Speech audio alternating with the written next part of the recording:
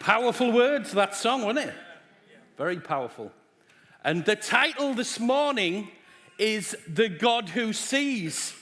And Helen keeps telling me that the font size of my notes are really big. So I'm glad God sees because I can't.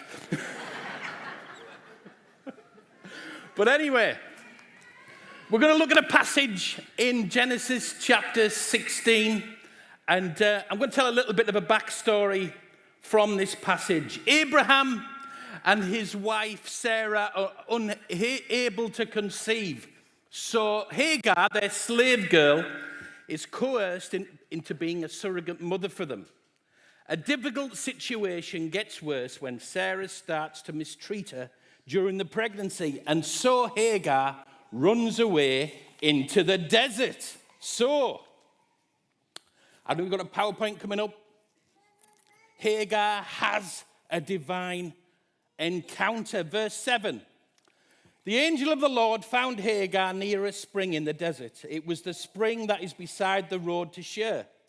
And he said, Hagar, slave of Sarah, where have you come from and where are you going? I'm running away from my mistress Sarah, she said. So, the angel of the Lord meets Hagar, a slave girl who's running away. How crazy is this? What's she doing? Is she aware of what it's like in the desert on your own? Probably not. Has she thought it through? Probably not. Does she know where she's going? Highly unlikely. Is she reacting to her circumstances? Most definitely, yes. Yet significantly, through this divine encounter, she's treated totally the opposite. You can imagine what's going through her head. I'm a nobody. Well, why is bothered? The angel of the Lord found Hagar. So what does that mean? Surely God does. Because he's everywhere. What's he looking for people? As we've been listening, had that right heart, a heart that was open to God. And you know what? He's always searching for such people. The Lord found me when I was lost and in desperation as a teenager. We've heard testimonies, some powerful testimonies there of how God found them, every single one of them, how God has found them. He found Hagar too. Why? Because she was open to God.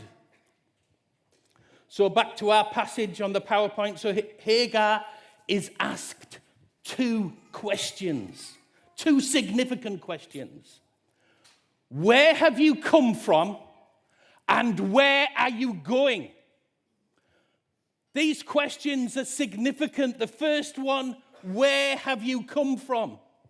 Her backstory. And we've all got one, haven't we? I certainly have. And she starts bringing it up all out into the open, which, do you know what, is always a good thing to do. She said this, I'm running away from my mistress Sarah, she answered. She had enough. But actually, hold on a minute. There's a bigger question, isn't there? A more significant question. Where was she going? She could easily answer the first question. But where was she going? She was so engulfed in the pain of the situation that she didn't have a clue where she was going. Ask yourself this morning the same question. Where are you going? Is there something this morning that you have to be honest about before God? Maybe you need a divine encounter. So back to our PowerPoint. Then the angel tells her what she should do. Verse 9. Then the angel of the Lord told her, go back to your mistress and submit to her. The angel added, I will increase your descendants so much that they will be too numerous to count. The angel of the Lord also said to her, you are now pregnant, and you will give birth to a son. You shall name him Ishmael, for the Lord has heard of your misery. So, what is it? It's decision time, folks. What is she going to do? Does she go God's way, or does she go her own way? And do you know what? We're faced with that same question every day. But you've got to initially open your heart to go in the direction, like these folks have that we've heard this morning. Does she dismiss, or does she accept God's advice? But I love this bit. But there is something that helps her decide. Her understanding of who God is, do you know what? It's totally changed. Something has shifted. And we put the PowerPoint back up. What is it? She gave this name to the Lord who spoke to her. You are the God who sees me. For she said, I have now seen the one who sees me, a slave girl. That is why the well was called Beer-lahai-roi. It is still there between Kadesh and Bered. She is in wonder that God sees her. Do you know what? God sees us. God saw all these testimonies this morning. Circumstances that were in their life. Jesus saw them and met with them. He sees me, Hagar said, a slave girl. He not only sees me, but he understands my situation. And he's got a plan to turn my distress into a blessing. How true is that? And you know what? That's been true for me. One day, as a teenager, running away and feeling a total failure in life. The next, another day, being given a prophetic word that I will see paupers turned into princes. And you know what? I've seen hundreds. You know what? Helen and I have had the privilege, many of them in Christian ministry. Well, hold on a minute. Not my doing. I was the one running away. It was the Lord's doing. What does the Lord want to do through your life? It's an opportunity this morning to surrender to Him. What is He calling you to do? He fulfills if we will let Him. So she's in wonder that God sees her. He really sees you and your situations. And He saw my wife, Helen, in a situation, and she's going to come up and talk about it.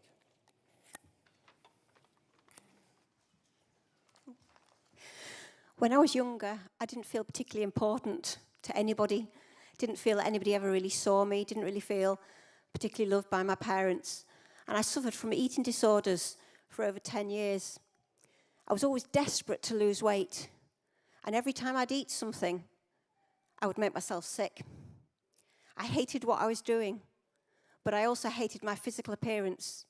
And for many years, I lived a life of deception, pretending I was okay by eating something, but then taking steps to get rid of what I'd eaten. I'd often say to my parents that I was just going out for a run, but really, I'd go down to the local woods and I'd make myself sick down there. And one day, as I finished making myself sick, as I stood up, I noticed somebody standing there watching me. It was a man in a denim jacket. And I panicked and I ran off as fast as I could. But I was terrified that he'd follow me and he'd tell my parents what I'd been doing. And for the next few days, I didn't dare visit the woods again. I couldn't relax, and I just kept thinking about this man and how much trouble I could get into if he told somebody what I had been doing. But there was just something about his face that surprised me, because rather than looking shocked or annoyed or as if he wanted to get me into trouble, he kind of looked sad. My eating disorder eventually resulted in me being admitted to a psychiatric hospital with anorexia nervosa, where God spoke to me through the Bible. And when I came out of hospital, I started attending church, and I went to a big event at Anfield Football Stadium where a guy called Billy Graham was speaking. And as I began to understand who God is and how much he loves me, my life began to revolve less around food and outward appearances and more around God. I started to actually enjoy life. One day, I was attending an exercise class in a studio filled with mirrors, whereas for years I'd avoided looking in mirrors because I hated my reflection so much. At one stage, I wouldn't even walk past shop windows because when I saw myself reflected in the windows, it used to just make me so angry. Yet here I was in this exercise studio filled with mirrors. And as I looked in the mirror, I caught sight of my reflection. And it was as if the scales fell from my eyes. Because for the first time in 10 years, I thought, I'm not fat. In fact, my body looks slim and healthy. And as I stared at my reflection in the mirror, I saw somebody behind me. And it was the man in the denim jacket. And this time, he didn't look sad. He was smiling. And he was nodding. And although he didn't speak, I sensed him saying, "Yes, Helen, that is how I see you too." I turned round, and there was no one there. And in my head, I knew it was a ladies' exercise class, and even if there was a bloke there, he wouldn't be in a denim jacket. I don't know if it was an angel. I don't really think that angels wear denim jackets. But I know that all those years ago, God saw me when I was making myself sick. I didn't know who God was, but he knew me. He saw me. He heard my whisper. He heard my SOS, and he rescued me. He led me. He guided me to a place where I could respond to his love and experience the fullness of life that he alone can give.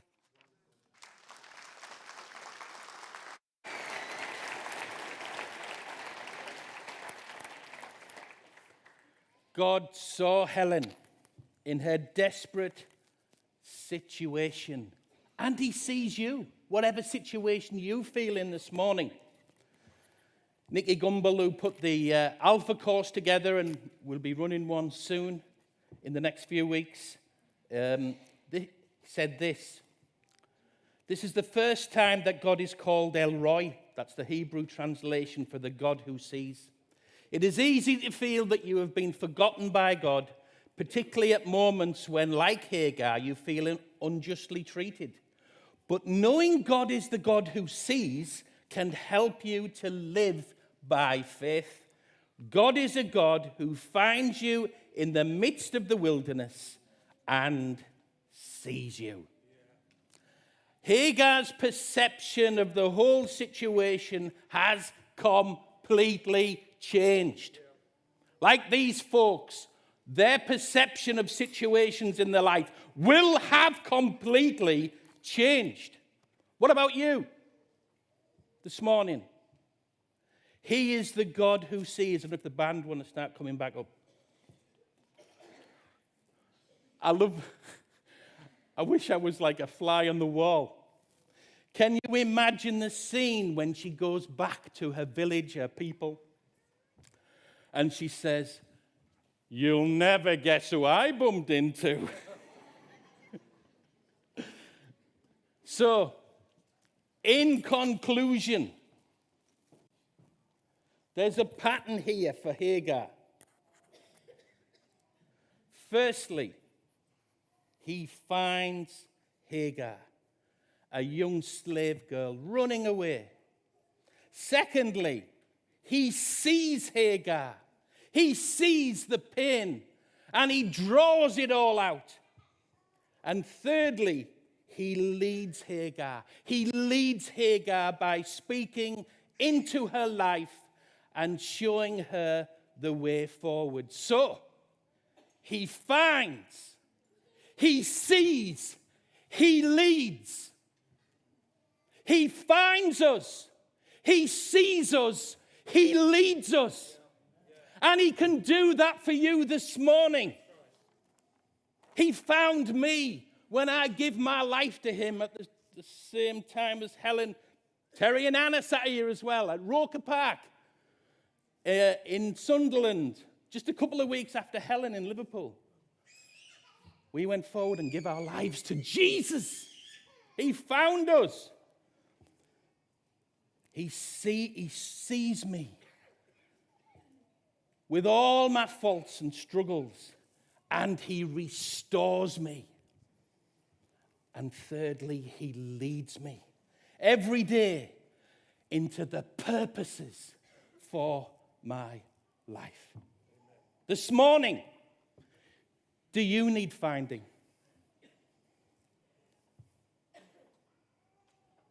Or secondly, he sees your circumstances and you need restoring. Or thirdly, you need guidance. You've lost your way and you need someone to pray with you. So shall we just bow our heads? So this morning, there are people here I know, and you're just feeling, I need to be found. While everyone's got their eyes closed, do something bold, put your hand up and say, that's me. Is there anyone here where you're saying, yeah, yes, a couple over there. Any more? I need finding. I need to know I'm forgiven. I need to know and find God's plan for my life. Is there anybody else want to put their hand up? Yeah, over there, well done. Secondly, he sees us with all your struggles, and you need some support this morning. The Lord's going to speak to you this morning. I'm going to give an invitation for you also to come forward and get some ministry. Or maybe you're in the third section. You need some direction. Maybe a prophetic word. Maybe a listening ear. Don't miss this opportunity this morning. And the Lord will speak into your life. So, the band.